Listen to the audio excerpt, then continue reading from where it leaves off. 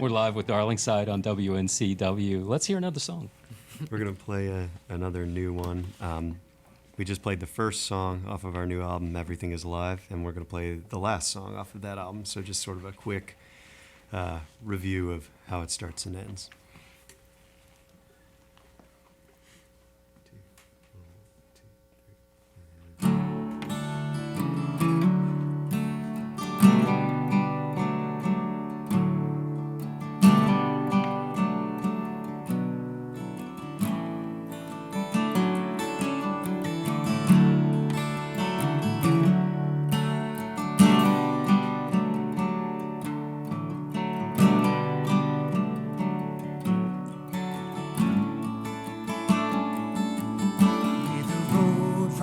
To meet you, and every horror have its season. They said it won't be easy, and we lost the taste for trying. No more yours, no more mine, no war and no environment. There we go again. It would have been a lifetime. Everyone under the table, see you on the other side. If there should be one, and anyone to find. Half a world away, the night sky's rearranging. We pull ourselves together at the breaking of the day.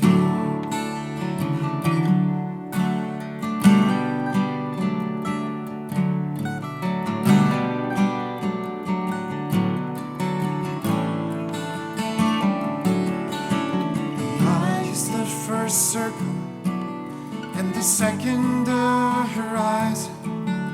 To me the third would be an island drenched up from the water. I have never had a dream that I wasn't drowning in the wild cerulean embrace of everywhere I've been. Everyone under the table, see you on the other side. If there should be one, and anyone to find. Half a world away, the night sky is rearranging. We pull ourselves together at the breaking of the day.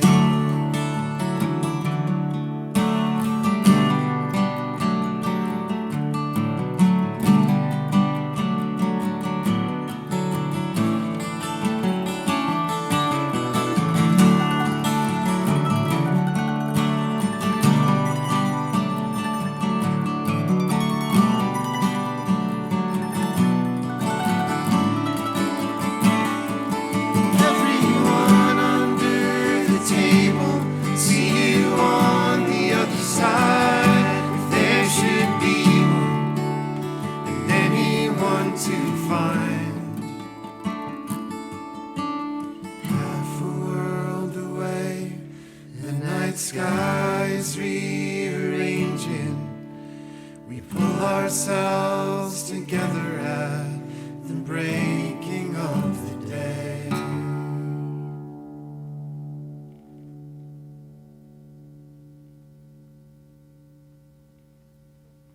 Ah, gorgeous. Darlingside on WNCW Live in Studio B. That's just rich. Thank you. Thank you. If you want us to do another take, I noticed that Molly's boots were kind of squeaking awkwardly at the end there. If that was getting picked up, we're happy to redo the whole thing. Just lucky you're not in like James Brown's band, Molly. You know, you'd get fined, right? Yeah. Anything wrong with any of the bandmates? You have no idea. Let's talk about definitions, because you've called yourselves string rock. And there are lots of terms that get thrown around in describing your albums and your music, and Baroque is one of the adjectives that gets used a lot. And so I looked up Baroque because I thought That's sort of vague, you know. It's sort of evocative of something, but what does it really mean? So it really comes from a Portuguese word, barroco, which originally meant an oddly shaped pearl, and then it became a term for a style of architecture, dance, painting, all sorts of art from the first half of the 18th century, characterized by extravagance, gilded things, and so forth. And I just wonder how that might apply to your music, if it does at all. What do you think? Yeah. Oh, this is such fun. Thank you for the thoughtful questions. We really appreciate it. So, string rock, we should clarify, was a term that we applied to our music without much foresight when we started playing. When we were like a 5-piece drum forward rock band, and then our drummer left the band back in 2013, and the internet, that toxic wasteland, the terms still, people dig stuff up, and they find that at one point in 2012 we used the term string rock, and it still finds its way into describing our music now, which is a yeah. So it was a mistake that we made that continues to haunt us, like I think a lot of things on the internet continue to do. As far as Baroque, I think of it. I think the second definition you're using, as far as sort of extravagant, a bit much, is how I think of it, and so. But like a bit much in a classy way, because the Baroque does have that Q that I think the letter Q is a kind of a classy letter. So it's like a bit much, but in a classy way, and that's, I think, somehow like it's something we aspire to, at least if we're not actually doing it. Yeah, I think some of that is just a reflex of we, by the way, have not used that about ourselves. That's something we let others say about us.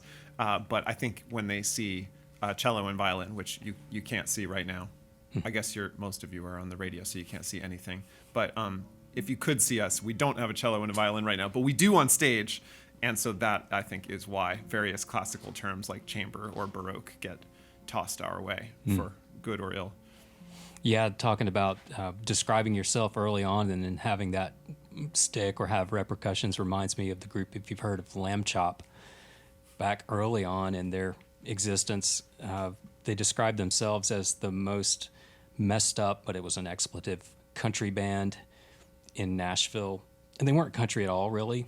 But then that stuck, and people took that seriously. That was meant as sort of tongue-in-cheek, but they couldn't get away from that for a long time. Yeah, with the internet, you got to beware. Tell us more about the tour and how that is. Is this one of the bigger tours that you've done?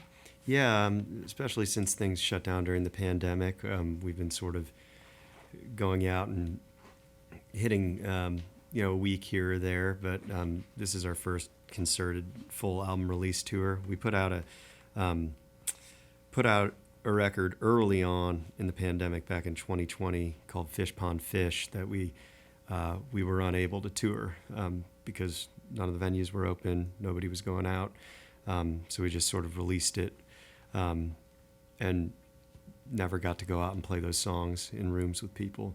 And now enough years have gone by, and we've put out a whole nother record, and we're getting out and playing the album release shows for that one. And so I guess it's sort of maybe like a double album release celebration in some ways. And we're doing the whole country basically. So this kicks off a good long run. I think 7.5 or 8 weeks of touring total before Christmas. It's our most extravagant tour to date. Baroque touring. Yes, Baroque touring, but not broke. Hopefully not. Not fully broke. No. Baroque. Yes. How did you make it through the pandemic intact? I know I'm surprised how many venues and artists have managed to stick through it. What did you do? Well, technically, we still have one touring member who used to tour who's at home now. So we're not. I would say we didn't make it through intact. Okay. You know, we're here working on it, but we're very pleased to still be touring. And but it took. I think that was that the change in our lineup is indicative of just like a lot of taking a break from the road. I think was a very tough thing and also a really good thing for us as a group, in that we got to like sit down and think about what our priorities are, what we hope to do when we come back, and also just I think imbue us with a lot of gratitude for the fact that we've gotten to do this for this many years. And I still feel that now with like coming back and getting to do this tour. It's a very different perspective from before, where I think there was a lot more chasing of momentum and like how do we continue growing as a band, which are things I'm very much looking forward to doing. But just really grateful to still be here, and it just put a lot of stuff in perspective. I know that's a cliche that is thrown around consistently, but there's truth to it. I think generally and with us for sure. So to make it through though, specifically we did a lot of live streams, and that was really gratifying for us, and that we have our audience was extremely supportive of us, and that helped us through. We released an album over the course of the pandemic, and it by a lot of measures wasn't the album that was our most listened to, but I think it meant a lot to us to be able to put music out in the midst of all of that, and was a galvanizing thing for all of us too. So we kind of just trying to keep on doing what we do with the constraints of isolation, and it's so nice to be here on the other side. Wonderful.